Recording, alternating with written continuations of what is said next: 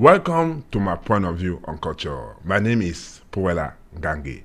My point of view on culture is a program in which I want to try to understand if multiculturalism is inclusive or exclusive in the United Kingdom. The aim of the show is to create an opportunity for the open-minded discussion. Hashtag free up our mind. Each week, we will focus on a topic which myself and my guests will elaborate extensively from different angles with the aim of building a unified frontier for us, family, and children. Building our assets and wealth together as people of Afro-Caribbean heritage, hashtag Umbutu. This week is a special edition for our heritage program to educate and re-educate ourselves. On my point of view on culture, black people are disoriented or need a brain rewiring. Hashtag nonsense. How can we talk about black self-determination and empowerment when we can't even get to know our own history? How can we complain about joblessness, unemployment in the black community when we refuse to broaden our horizon? How can we pretend to protect our kids and grandkids when we can't even teach them our history and set up the ground for the future? Why is that repatriation and restitution is more problematic? How can archaeology and museum contribute to reshape the history of black people and the future in Scotland and above? It is generally said the best way to hide something from a black is to put it in the book. On the New York radio station, an interesting article read by Gilly, a CFP hour finance educator, read that we can continue to reap profit from the black without the effort of physical slavery. Look at the current method of containment that they use on themselves: ignorance, greed, and selfishness. Paul Ngange say, if you want to hide something from black people, put it in the museum or bury it in the ground. Today, to share her point of view, I have the pleasure to be with Loretta Morocci, who is a learning and engagement manager and museum gallery scholar. Mrs. Loretta, welcome. Very much. So, Good to be here. All the pleasure is mine and for Jambo team to have you on the show today. So, based on what I just read, all those questions, I say myself, if you want to hide things from black people, put it in the museum or bury it in the ground. What do you think about that sentence? Well, to some extent, you probably are right. Buried in the book, perhaps, unless people know that those books, they won't find it.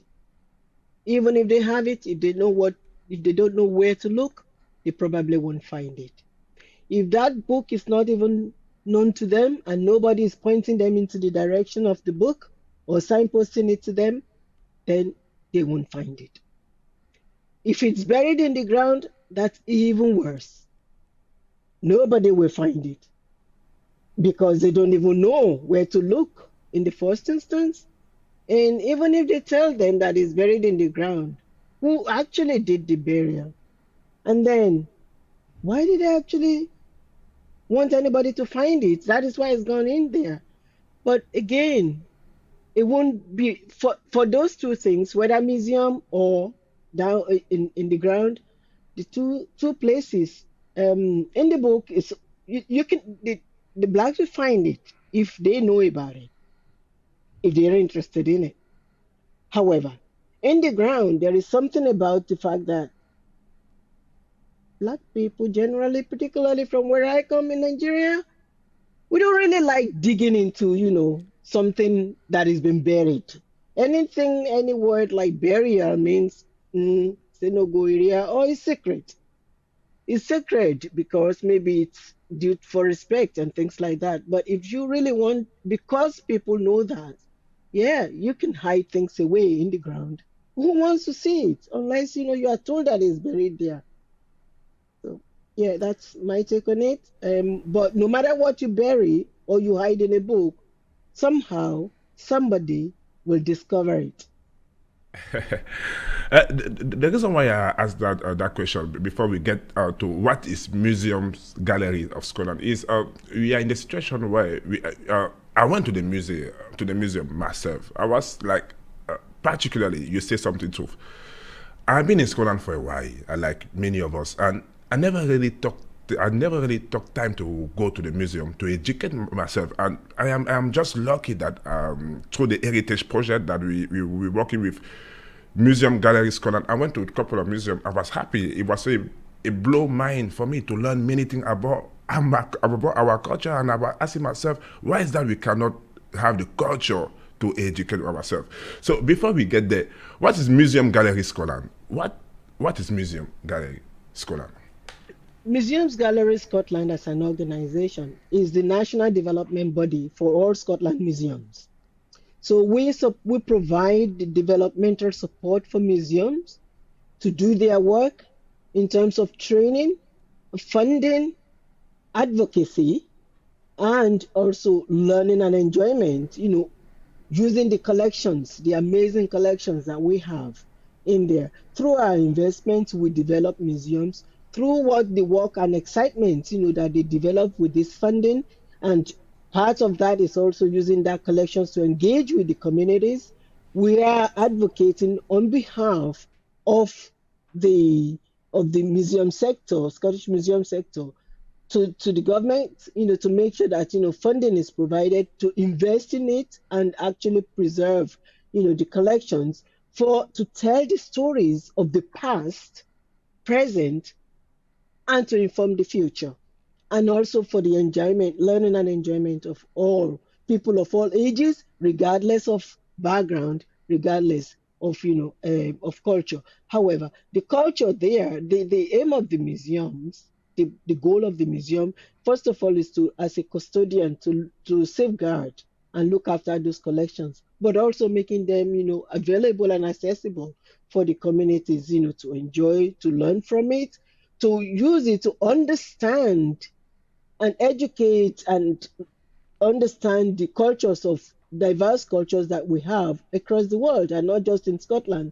but all over the world, and so that everybody is aware of, whatever. It is something within the fabric of the society. That's why I'm asking the next question. Who can, because example, when I talk about museum, when I say earlier, like archaeology, many people, many Afro descendants, not all of us, but many of us, we say it's for white people. It's a all white people job. But meanwhile, I'm getting to a question. What would you say to people who think like museum and gallery or archaeology it's for white people? What would you say to the black community? Before you answer that question, I would like to know, Museum Gallery of Scotland, who can benefit from the support? Is it something that everybody can benefit, or what? Right, okay. The two things here, before I answer the big question. The Museums Gallery Scotland, as the national development body, is an organization that look after all of those museums, which is about over 450 museum organizations, galleries across Scotland. So that is our role. That is where I work. What your question is about, the other one is about museums and galleries organizations. That is individual museums and galleries, in Scotland.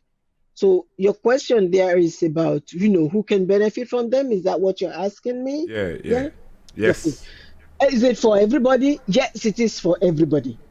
And anybody can work in it. But actually, for those people who say it's not for them, you can understand why they are saying that. At the moment, and we know that majority of the museums and people who work in them are not well represented. They don't represent the diverse people who live in Scotland. And it's almost like it's only meant for certain category of people or certain people, i.e. our museums are not diverse. It's about, white, middle class white people who work for museums, and people will necessarily, and our people, particularly black and ethnic minorities, will feel that, they don't represent them. And therefore, what are they going there to do? And if they look for work there, they probably won't get a job. And that is the perception of it. But then that is, the reality of it indeed as well. Because when you go there, majority of those people who work in those museums organizations tend to be white, and particularly maybe white middle class. That question is really important because I will move to another question that I will link it back to the first question that I asked you. Have you worked in care before? I mean, when I say in care or cleaning, I'm asking that because black communities are well known to be in care home and all those in care jobs anyway, and cleaning. Have you done those kind of job before? I have. So, Coming to this country, okay. So I I asked didn't that. just get a job in the museums just Uh, like that. I have so, done that before. and what make you move from that to the stereotype of black people being in the UK to an area where we are not able to broaden our horizon? What was the click? Yes, okay. The thing is, depending on what brought people into the UK, we all know that, we had we have all have different backgrounds. We all came from different backgrounds from wherever we come from. In Africa, particularly, I'm going to say that Africa, and I will, specifically also focus, to Nigeria that I know very well. We all have different backgrounds. We all have different, education. We all have different reasons for coming into this country. Some of us have come as a result of education, to further education. Others have come as maybe some kind of looking for a greener. Everything is all about looking towards a betterment anyway, or greener pastures. That is the one key thing that united all of us together in our stay here. um, but also, then the other flip side to that is that we all have different capabilities in terms of, what we can do, our knowledge, and our, experiences. Some of us have got a lot of experiences before coming out of the country to this country, and others, are just beginning to probably find their ways. And that when you get into a foreign land, in a foreign country that is not necessarily the same one like you came from, it's this country is different from Africa countries. First of all, it is survival first for many. People want to survive first, and it is not easy to actually then just go and get a job and just start there and going into a system that you really didn't know about, that your name had not been part of, probably your education had not been right from the primary, to all of the section that you have now reached. So the first thing, which is always the same anywhere in the world, is survival. And that will be like the Maslow's hierarchy of needs. So your first need is that. And that is why a lot of people will quickly go for, whatever they can see in order to survive.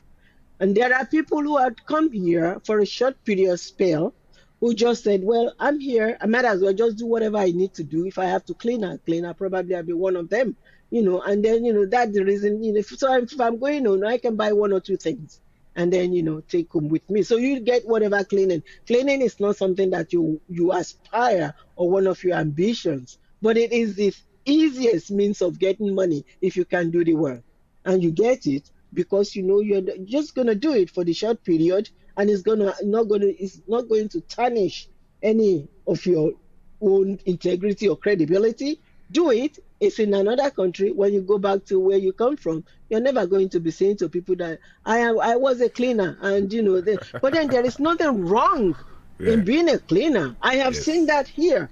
Yes. But from where we come from, is that is left for some people who really couldn't make it. But in this part of the world, to be a cleaner is not a denigration at all. It is not something that you can look down on, because it's a fantastic work actually in terms of the responsibility. Without people who do those cleaning and environment and all of that, nobody will be able to sit in the office. Nobody will be able to live in their own environment. So actually credit goes to whoever, have gone out to do cleaning. If you're working in a care home, maybe one step ahead of cleaning is what some people say. to be honest, no job is should be looked down upon as far as I'm concerned.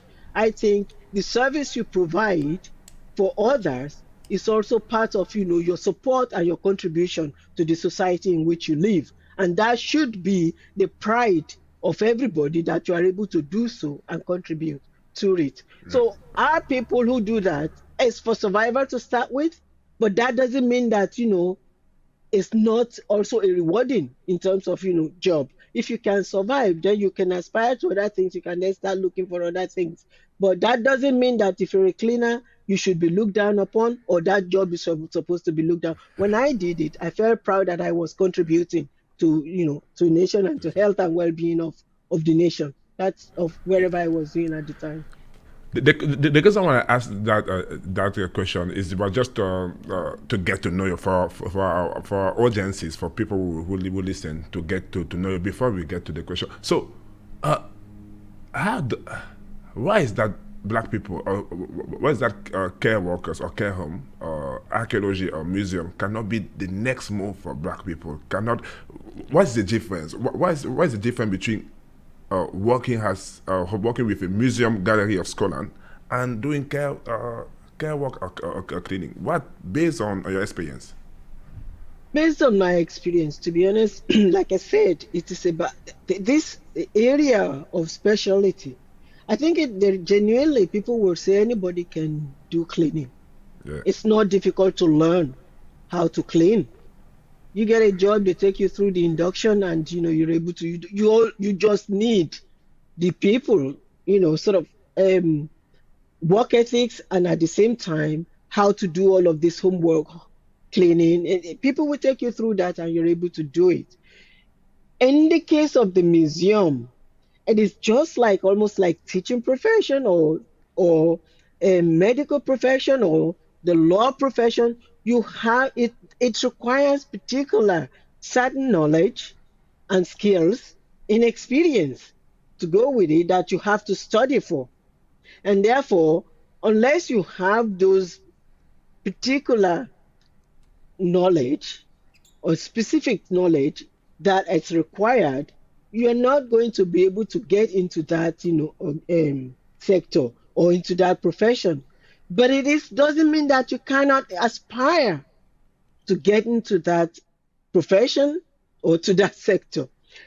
The aspiration that then you have now depends on do you have the opportunity to actually then go for that training, because it requires special training or special knowledge.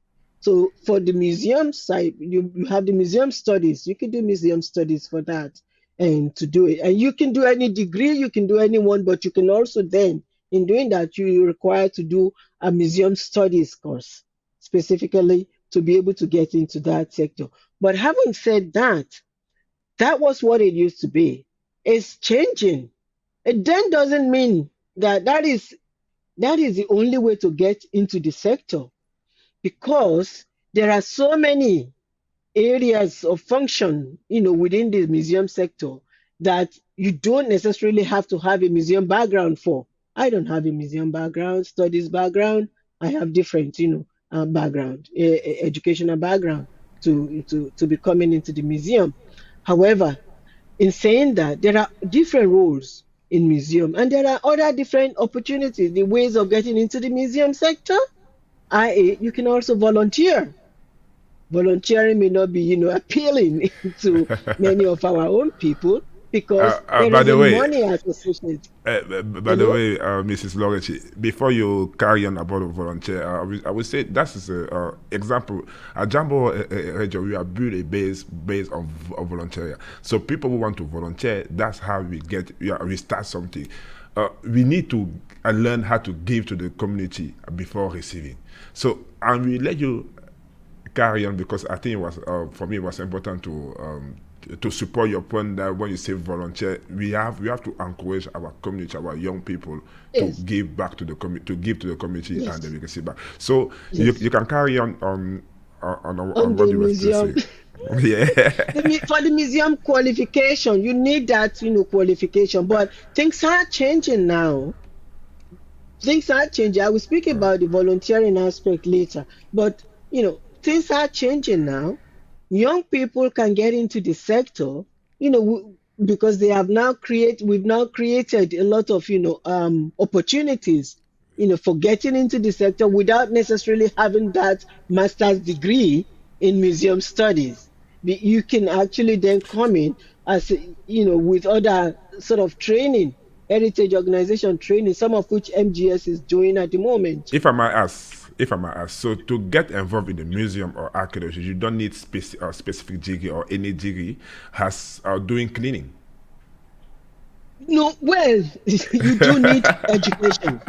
You do need education. I'm saying Uh, on the basis of cleaning. That is why I don't want people to look down on people doing cleaning. People doing cleaning also went to school. yes, Many yes, people doing cleaning, and all of them, I would say, in this country, you still have to have the basic education qualification, i.e., you still need your primary education, you need your secondary education, you also need maybe beyond that, then a training, which is always very helpful in terms of qualification. At least you must have your O levels, what is what we used to call it. But here it is, that particular standard grade and maybe if possible higher. You must have O grade thing. yeah, In that you because you need to know how to read and write.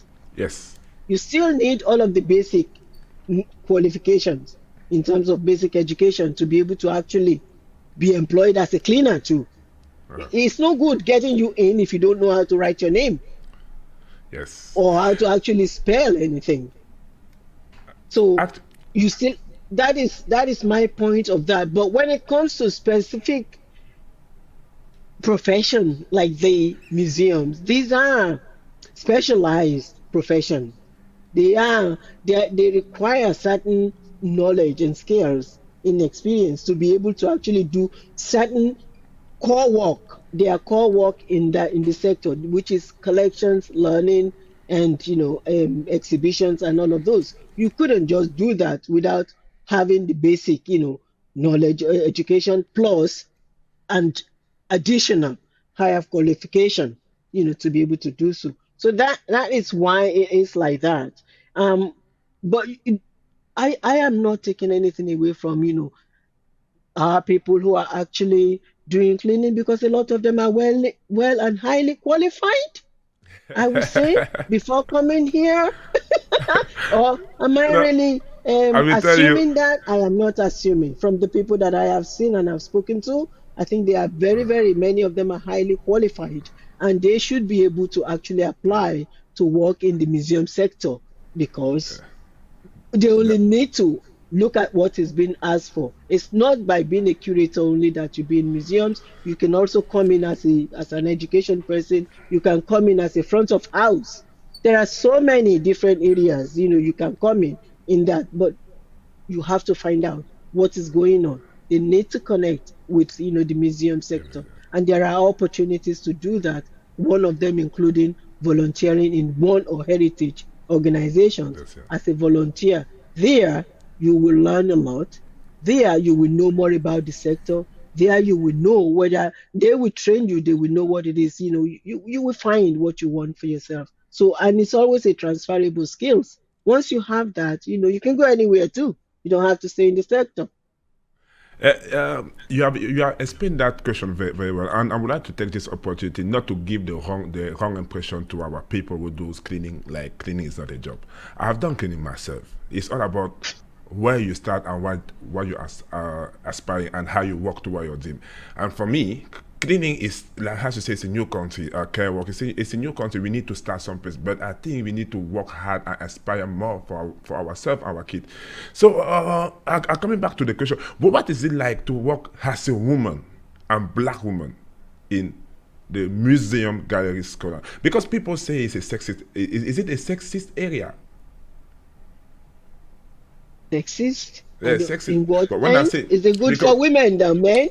yeah, yeah, exactly, kind of. Because when you say sexist in this country, you're meaning that, it's a gender bias in terms of, maybe women discriminated, No, small no, okay. group of women. More, But more in than the, base. Yeah, based on the stereotype, based on the common knowledge, general knowledge, where people say, example, archaeology is full of men, and museum, and so that's why I would like to know: is it how it is to work as a woman and black woman in those area coming from you? two questions. I'll answer the easiest one.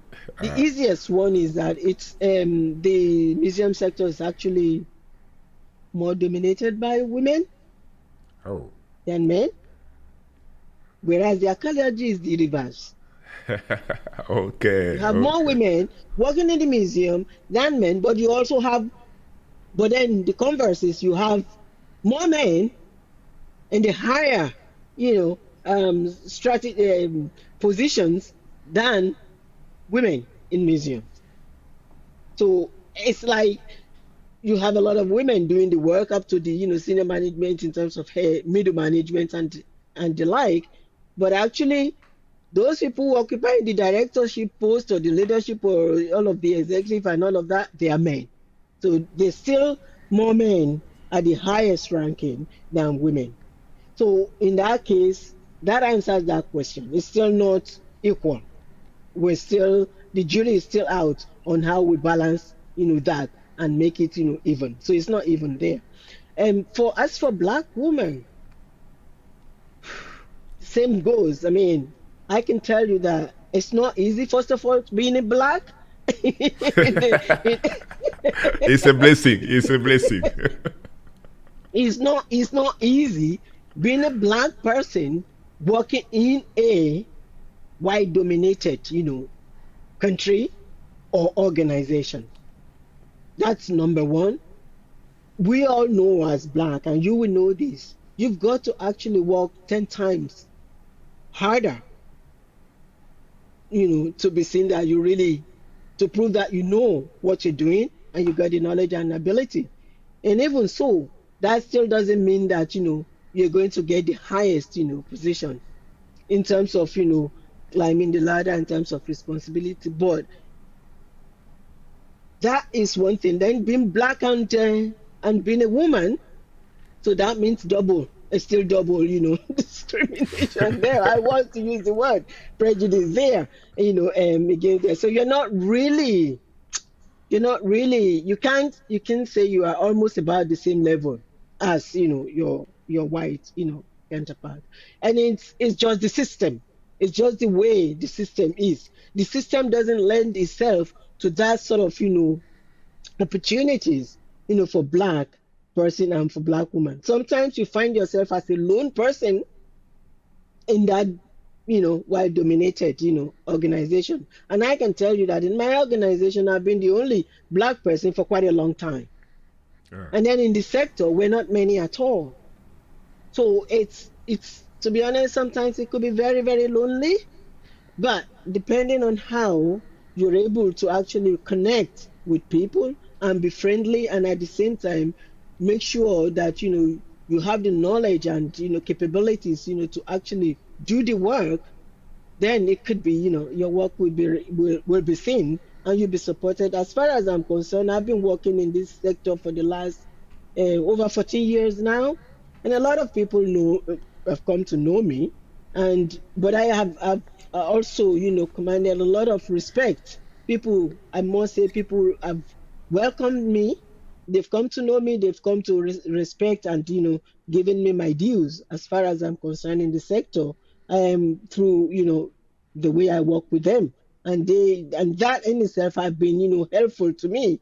And then I also then been fortunate to work in this organization in the past 5 years. This organization has changed a lot and to be more inclusive, and the values we hold actually has helped to actually make you to become part of, see yourself as integrated and part of, integral part of the sector and the organization. So it requires a great, sort of resilience, team building, endurance, patience, and try to understand other people, and don't necessarily, be focusing on your own, mind, maybe issues or your challenges that you face, and just dwelling on that. try to be open-minded. I think for me, that has helped me a lot in terms of knowing that the ethos of life of work is different. If you can manage to put that through, and be able to let them see that this is not about me as an individual, it is about me and the job that I'm supposed to do, and then being able to do it, in such a way that I get results. And that has helped a lot. In fact, for me, it's just a pleasure to have you here. And as you say, you have been working over 40 years with them. And you're talking about be resilient. And particularly, you emphasize on something that I think is really important for us, for our community, if we want to contribute to the Scottish economy and to Scottish growth. Victimization is not the way forward. It's the kind of reflect I got from you. Like, you don't victimize yourself, but you work hard with the reality to get things better, isn't it? So, Well, this is it. This is it. No one should actually, in saying that, I accept we really do need to work hard. Perhaps we actually been sometime too harsh with ourselves, too hard with ourselves, making ourselves to so work so hard, trying to actually justify what we're doing and why we need to do it. Perhaps one thing we kind of don't necessarily do earlier is to take time to actually learn and understand how things are done, why things are done the way they are, and try and say, and which is what I do sometimes. If I had been in Nigeria, would this have been happening this way? Maybe it will happen. But do we call it the same? Do we look at it the same way? Maybe not. So open-mindedness, be objective. But then no one should also be discriminated or feeling victimized or put in a position where you begin to doubt yourself. I think the structure and the system doesn't has not been lending itself, very well to that. I think no one should be allowed to be disadvantaged from anything that they do or whatever, their contributions, that they want to make. I think it's about us, and it's just not from us. It's also the other side. It's a two-way thing. People need to understand the Africans, our people. They need to know where and understand how things have been for them and try and wear their shoes. It's not going to be easy because it's never going to be the same size of shoes, but they can develop empathy. They can try and understand how people have been coming and trying to become, want to be a cleaning thing to start with or want to work in the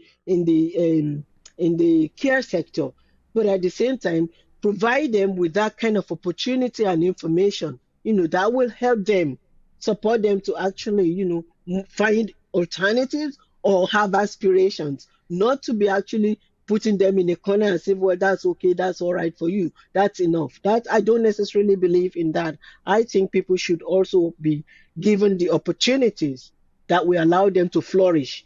And in wherever organizations they work, those values have to be clearly, spelled there out there and let people understand that. So the education and learning about the other, understanding each other is a two-way thing. It's not just the onus is not only on the black people to be learning about things, neither be seeing themselves as a victim. It's also the other side too. After all, when you're in my culture, when a visitor comes to your house, you're supposed to make that person feel welcome. yes, That's what we do back in Africa. We put yes, people on yes. pedestals. We support them. We don't see them as, oh, a threat. They're no threat.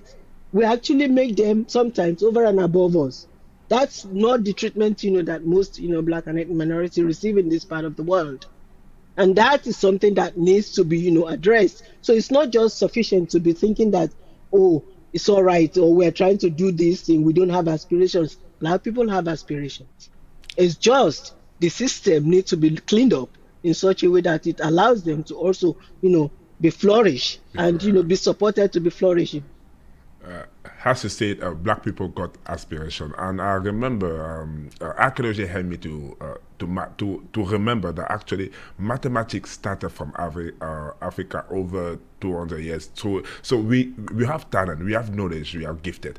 The problem for me, I'm thinking the problem is where we facing is a lack of opportunity, exposure, and communication. That's what Jambo Radio work with our heritage partner to propose or to help the community by proposing an alternative to what we facing by bringing the information on the language that our people understand the most to be able maybe to make the difference. Meanwhile, let's go back to the topic. That's why it's really important. Repatriation and restitution. For me, I call that distraction and hashtag nonsense. What do you think about it? um, say that again, please. Say that. I'm just. I was saying that repatriation and restitution, for me, I call that distraction, hashtag nonsense. What do you think about it? About repatriation and restitution? The repatriation and the Yeah, and restitution. yes. Sorry for me because, by the way, I'm trying to look at it. yeah, I would like to emphasize to our audiences. My first language is French, so don't mind my answer. My accent sometimes is so that All I'm right, yeah, living. repatriation and restitution, isn't Yeah, it? yeah. It's a So nonsense. I call that distraction and hashtag nonsense. So you that is in the sector, educate me. Um, it's really not nonsense. Yeah. Okay, you must know that there has been a lot of work done in terms of equalities, in terms of looking at inclusive practices, looking at multiculturalism, looking at diversity and inclusion and the like, and all to make sure that everybody understand, be tolerant and accept, to support people so people can live very well and contently, maybe to some extent in this part of the world and feel belong and have a sense of pride of their heritage and where they have come from, plus, you know, the heritage that they have here. Now, the Black Lives Matter has now, become, well, the pandemic to start with, and the Black Lives Matters the movement, it's sort of, now has brought this thing up as a catalyst, to raise it up again and then bring it even more into light that things need to be done, things need to improve for Black people. But heritage and all of that, then come into it as if this is the time to look at ourselves again and say, who are we actually? Why are things here? There has been, it's not nonsense. People need to know about their heritage. People need to feel belong. But there are things that have been done in the past that people feel aggrieved about. So it may seem like nonsense, it isn't. We live in a society, many of us will be here, our children are here, our grandchildren are now growing up here as well. They need to learn about the positive aspect of it, but a lot has been done in terms of a lot have been taken away from Africans, but when nothing has been actually given back or recognized, they've not been recognized, for their contributions, to this to the Western world as such. So people then felt, aggrieved, and I felt that actually, what are you even talking? You have glorified people who actually brought all these ills to this part of the world. They become rich, they are recognized, they have been given monuments and things erected for them. But what does it mean for the Black people? What does it mean for the natives? What does it mean for the ethnic people? So it's not. It is somewhere. Perhaps we can learn more about this. We can, vent to them about what we need to be recognized. If we're going to be recognized, where do we start from? Repatriation is one thing, restitution is another. If people have contributed to the wealth of the West, then Africans should be helped and should not be seen as a third world or developing nation that never developed. Where is that going to be from? And in terms of repatriation, particularly, and this is notably the icons thing, and this is to do with the heritage. If things have been looted previously and brought here to enrich the nation here in whatever form, whether for learning, whether for education, whether for, to just glorify it as a result of, monetary or slavery or whatever, it's not nonsense. They should be returned. They should be returned, however, saying that in dialogue with where they have taken them from. If it is stolen, it's not theirs. And if it's going to, if they're going to remain here, then let the people who are here feel belong, feel very proud of their heritage, and not to be seen as something that they cannot talk about in the museums. Museums, hold a lot of these objects, but they are not. The accuracies of their information is not there. They're Yeah. not there. The reason why So, I asked that question, I'm sorry to cut you off. The reason why I asked is it non because there are many things that goes on when we come to restitution. We don't know. Example, during the colonial period, many villages were destroyed. Many countries were built based on the vision of the master that was there at that time, not based on the group of village or people that live together speak the same language. Example, in Cameroon, we have part of Nigeria and part of Cameroon that are pretty much the same people. They have the same culture, pretty much the same everything, same language, but they belong to two countries. So when we talk about restitution, example, if you get something coming from that area, where is it going to be? Who is going to get it? Who is going to collect it? In fact, there's so many questions we cannot address. We're talking about the Benin bonds, and we have issues about the government and the kingdom. And then we have a political, is it a political tools? Or in fact, it's really about helping black people. So that's why I say distraction and hashtag nonsense. But on the necessity to have them, I definitely agree with you. So let's talk about the case of the Benin bonds, like, by example. So what is the matter there?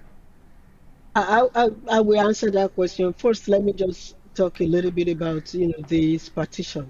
That is my own anger about it.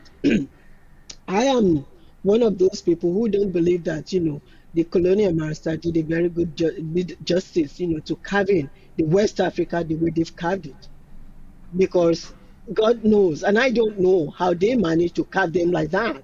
In terms of some of us look alike, there are so many languages, that are ethnicity and dialects that are about, and they've carved them in such a way that, to be honest, for me, I think it's actually created, more problems. It's problematic even in Nigeria, because even in Nigeria, as of now, people are saying maybe the northern part of Nigeria is not part of Nigeria, to start with.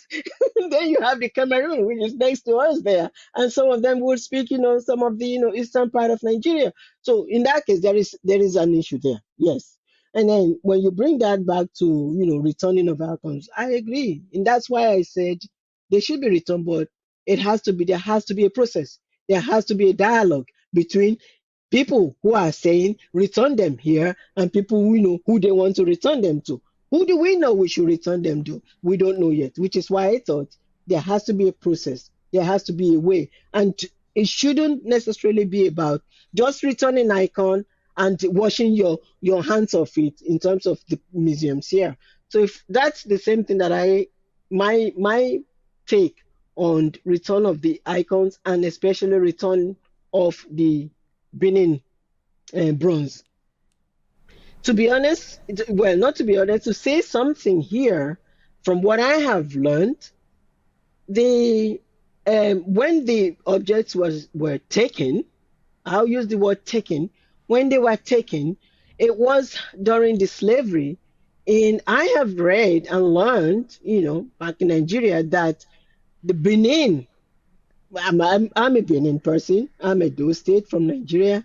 The Oba of Benin, who we will call the chief or the king of Benin, was the only king then who fought against slavery and fought against the idea of brothers and sisters selling themselves as slavery. So actually, the idea of stopping slavery didn't start even from the West. It started also back in Africa because of the resistance, from that part of the world to say, no, not my people should be sold into, none of my people should be sold into slavery. Part of that was the destruction of the palaces and all of that, and presumably taking the bronze head. Now, that bronze head is sacred to the people of, Benin. And therefore, in that one alone, I would say, yes, return it to them. But there is a dialogue going on just now. There is a process, and I am glad that that process is happening. That discussion is going on in terms of the Benin dialogue, process and approach to returning that. And in fact, there is a museum, that is being built at the moment in Edo State to which will receive these statues. But there is more to that than just returning them. When you return, don't mean that you wash your responsibility away from or your hands off from all of that. This country has taken this object, they've used it, they've learned about it, they've done a lot of research around it. So part of the restitution is when you are returning things like that, what are you going to give back to them? It's not just giving them back that. How are you going to build security? How are you going to build their knowledge? How are you going to build their skills? How are you going to work collaboratively with them to make sure that the safeguarding of this object remains? Because you've removed them when from that place ages ago, when at that time they would have had a way in their own way of preserving such objects. And that's my take on that. In fact, it's really interesting, but we're running out of time. So there's another question: who is going to decide which artifact or which piece should be returned and shouldn't be? Is it the master, the people who, I don't know, the people who got it, or the people who waiting for it? Who is going to decide? Just in couple of months, is couple of words, please. I think it's the communities, the country, and the museums. And the Uh, government should support the process. yeah, in fact, I will go back to another topic. As I said, we're running out of time, but I really wanted to bring that to your attention. There has been some debate about setting out the case for a new museum for human eye in Grandlock History Sugarshed. During the last decade, scholar has been a sudden upsurge in political support for a museum exploring black history, called for George Floyd's Street and Glasgow slave name to be changed. Do you think that, what's your opinion on that from somebody working in the field of museums and gallery? Do you think that by changing name is going to address the issues of black No, people don't be able to create the unwealth, the unemployment, or broaden the horizon? no, In, I don't think so. I don't think changing names means anything. It doesn't mean people will engage if you change their names. I think what needs to be done is to engage communities right now in this discussion. Let them learn about, what this is all about. Let them have a say in it. Let us have an open dialogue and exchange around all of this. And let's ask them what will is, how do they want to be represented? How do they want to be involved? How can they actually work within this sector to actually tell the right stories, to get the accurate stories, right, and so that it becomes everybody's, can learn from it and be proud of what it is that we're doing. uh, it has been a pleasure to have you on the program, and definitely, as I said earlier to the audience and yourself, we're running out of time, and there's so much we can talk today, and I feel like I don't want to let you go, but we have to. So before we leave the studio, Yachid, is there something you want to share with the audience in your mother tongue language, Yoruba? Is there something, yeah, I forgot to say, something you think it will be relevant for our community? It's up to Yes. you. Yeah. Just around getting involved in your communities and let them know you. Ẹ̀yin ará, tó bá ń gbòòrò lénìí, Èkó náà ti bí mi o. Mo lọ school, mo dẹ̀ kàwé. Ohun tí màá sọ ni pé kẹ́ jáde, kẹ́ lọ máa volunteer, kẹ jẹ́ káwọn èèyàn ibi tẹ́ ń gbé mọ̀ yín, jẹ́ káwọn ọmọ yín lọ sí school, kẹ dẹ̀ lọ sí museum, kẹ lọ wo nǹkan tó ń ṣe, kẹ́yìn náà fi ohun yín sí o. Ẹ jẹ́ ká parapọ̀ ká tún ìlú yìí ṣe fáwọn ọmọ wa àtàwọn ọmọ wa tó ń bọ̀ lẹ́yìn wa. Tèmi ní sọ nìyẹn. Ìlú yìí tẹ́ bá fẹ́ gbé bẹ̀, ẹ jẹ́ ká parapọ̀ ká support ara wa. Bẹ́ẹ̀ ni. Let's do that. Now don't hear me. We hear you, and that was beautiful. It's just a pleasure for me to give an opportunity to our community, to everybody coming on the show to express themselves on the language. Even people from the village will be proud of us. So it has been a pleasure to have you on the program, and I'm looking forward to having another discussion with you in another day. So thank you. Thank you very much for being here. It's been a pleasure. I think, I enjoyed that very well. But there is a lot, we could do and talk together about. I think what I want to see is how I can support, the communities, particularly our communities and Jambo Radio, to actually, get people together and let people start feeling like, they be part of this world and don't see themselves as, a stranger in a strange place. Thank you. On my point of view on culture, black people are disoriented or need a brain rewiring. #nonsense. How can we talk about black self-determination and empowerment when we can't even get to know about our own history? How can we complain about joblessness, unemployment in the black community when we refuse to broaden our horizon? How can we pretend to protect our kids and grandkids when we can't even teach them our history and set up the ground for the future? Why is that repatriation and restitution are more problematic? How can archaeology and museum contribute to reshape the history of black people and their future in Scotland and above? It's generally said the best way to hide something from a black is to put it in the book. On the New York radio station, an interesting article read by D. Lee, a CFP hardware finance educator, read that we can continue to reap profit from the black without the effort of physical slavery.